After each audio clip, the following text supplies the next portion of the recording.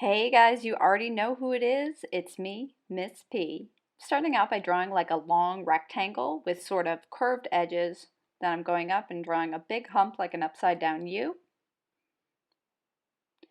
And now I'm going to take a white crayon. The only white crayon I actually had lying around was a glittery white crayon, but I'm actually happy for that because it'll show up a little bit better in this video. Usually you can't see a white crayon on paper, but you can a little bit here just because my white crayon is so crumbly. If you have any like metallic-y or glitter crayons, it's a good time to use them now. I have one right there. It's a blue one. White, overall I would use white for this because it will look better. But yeah, I'm just making some white triangles up here. Your pattern can be whatever you want. I would suggest using a bunch of shapes and lines.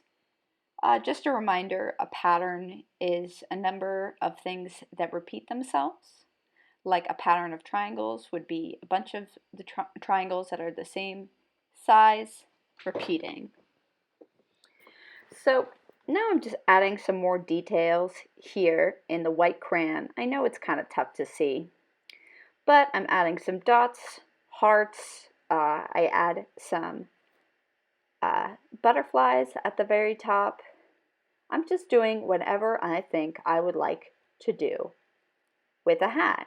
I think about what kind of hat I would like to have, and then I make it.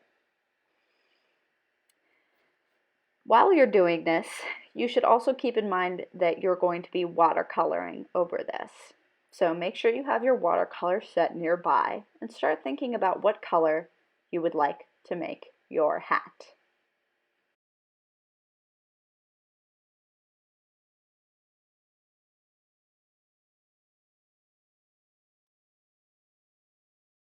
I also decided to just put a puffball at the top of my hat. It's just a circle, and I'll get back to that later. Why I wasn't going to put a puffball and why I decided to put a puffball on.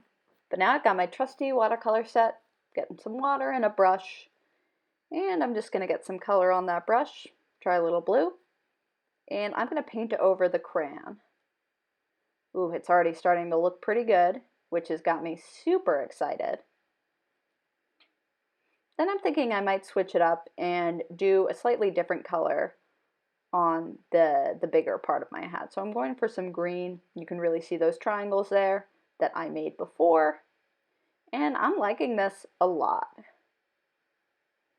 I end up putting a little bit of yellow at the top of my hat, but it's not in this particular video clip. So I apologize about that. If you want to put a pom-pom at the top of your hat and you don't have one, I'm actually going to show you how. This is hard to do. You wrap a bunch of thread around around a fork, just like I'm doing, bunch of times. Then you got that fork. You cut that thread. Now you're going to cut another piece of thread. Yeah, I moved it up to the top of the fork, but you cut another piece of thread and you slip it through the middle tong, like the middle opening, so you can go right down the middle, and you're going to tie a little knot. Once you pull it off your fork, you can tie that knot tighter. And I'm going to trim some of the little threads there. I'm going to double knot that just to make sure it's nice and tight. And then I'm going to try to start cutting those loops that were at the top. This is really the hard part that gets to be difficult and why you do not have to do this at all. You don't even have to have a pom-pom at the top of your piece. I just thought I'd show you guys how to do this. Once you cut off all these little loops, it's going to come together really nicely and you're going to have a pom-pom.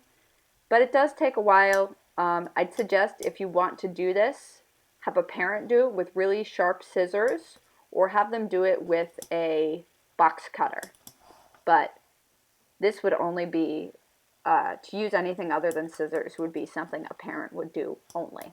And once again, this is not required, just something I thought is cool and I thought you guys might want to see. I don't know. So now I'm trying to go from the top and trim it. I work on that for a while. That actually takes quite a while. So I'll keep working on that.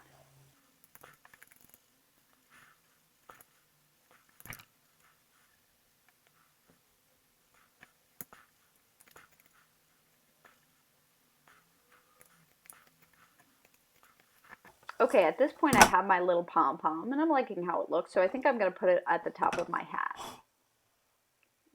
I am just putting a little school glue on there and then, yeah, there it is at the top of my hat. So it's cute, but it's not a necessary thing that you have to do. I'm going to go ahead and cut out my hat and then I'll be all done. Definitely cut this hat out when it's had more time to dry. Don't just cut it out right away like I'm doing. You definitely want to wait for it to dry. But that's about it. I think this project's a lot of fun. Do what you can with the materials you have, and I can't wait to see these. Thanks, guys. Bye-bye.